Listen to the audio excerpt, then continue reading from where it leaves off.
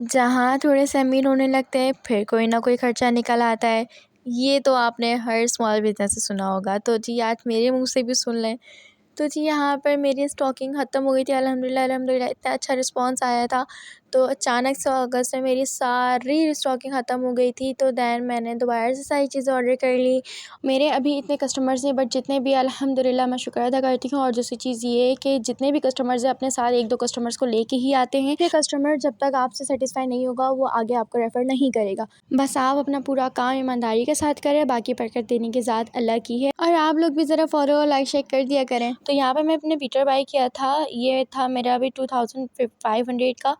तो ये मैंने अपना बीटर बहुत टाइम बाद बाय किया है। मैंने काफ़ी टाइम बाद मैंने ये वाला बीटर पे आई हूँ, वरना ये मैं 260 वाट का यूज़ करती, जो कि बोलते हैं सब कि आप प्रोफेशनल बेकिंग के लिए आप हाई वाट का ही यूज़ करें। ना, मैं बोलती हूँ मैंने इस बीटर के साथ बहुत अरसे तक काम किया माशाल्लाह से। ये 1050 का लिया था आज से 3 साल पहले। 3 साल तक मैंने इससे काम किया, या मैं यूँ बोलूँ मैंने बड़े-बड़े ऑर्डर्स भी मैंने इसी से ही कवर किए हैं। बट अभी भी मेरा बीटर बहुत अच्छा है वो। और दूसरी चीज़ ज़ाहिर-सी बात है, ये मैंने परचेज़ ले गया क्योंकि ज़ाहिर है आपका काम बढ़ता है, सारी चीज़ें बढ़ती हैं तो आपको अपनी चीज़ें भी बढ़ानी होती हैं, ठीक है, अपनी आसानी के लिए। तो यहाँ पे मैंने बैग्स बाय किए थे बहुत सारे, पहले के मेरे पास कुछ थे और वो कुछ वार्डरोब पे रखे हुए हैं, कुछ टेबल पूरे नहीं है इसलिए मैंने रखा हुआ है। ये मेरे बेंटू के जाते हैं। बेंटू के बॉक्सेस मेरे बहुत सेल होते हैं, मतलब बेंटू में ही मैं ड्रीम केक्स भी सेल करती हूँ। और दैन ये बेंटू के सारे बेसेस हैं।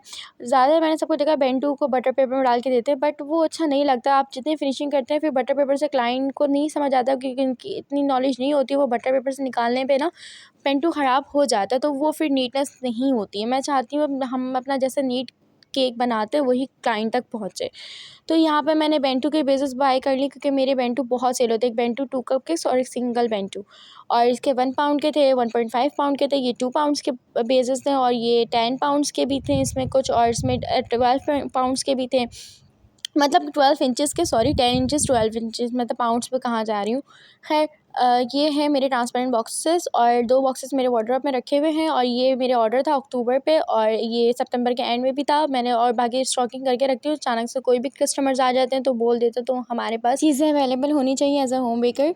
तो जी ये हैं हमारे बॉक्सेस, केक बॉक्सेस। ये है मेरे 2 पाउंड 5 पाउंड्स कपकेक्स के साथ, और ये है 12 बाय 12 के बॉक्सेस हैं। सॉरी 12 बाय 12 नहीं है, आई थिंक 1.5 पाउंड के बॉक्सेस हैं, क्योंकि ये भी मेरा बहुत सेल होता है। 1 पाउंड का हाइटेड कोई भी कहता है, 1 पाउंड का हाइटेड तो खैर नहीं, 1.5 का हाइटेड कहता है, तो वो मैं इसी बॉक्स पे देती हूँ। बाकी 1 पाउंड का तो बॉक्सेस मैंने लिए हैं बहुत सारे, ये देख सकते हैं आपने, क्योंकि 1 पाउंड का सिंगल 1 पाउंड ही मेरे बहुत सेल होता है। और 6 कपकेक वाले बॉक्सेस में मैं अपने बेंटू 2 कपकेक सेल करती हूँ, और 2 टियर के लिए हाइटेड बॉक्सेस मैंने ऑर्डर किए, लेकिन वो आए नहीं, तो वो भी मेरे बहुत सेल होते हैं। तो जी ये मेरे सारे रीस्टॉकिंग का सामान, माल गनीमत हमारा। सारी होम मेकर अपने अपने सामान के लिए इसी तरीके से सोच रखती होंगी, एग्री करती हैं ना आप। और अब मैं इन सबको सूटकेस में डाल के रख दूँगी, क्योंकि हमारा कंस्ट्रक्शन का काम चल रहा है। तो मिलते हैं नेक्स्ट वीडियो पे, अपना ख्याल रखिएगा। Thanks for watching, bye bye.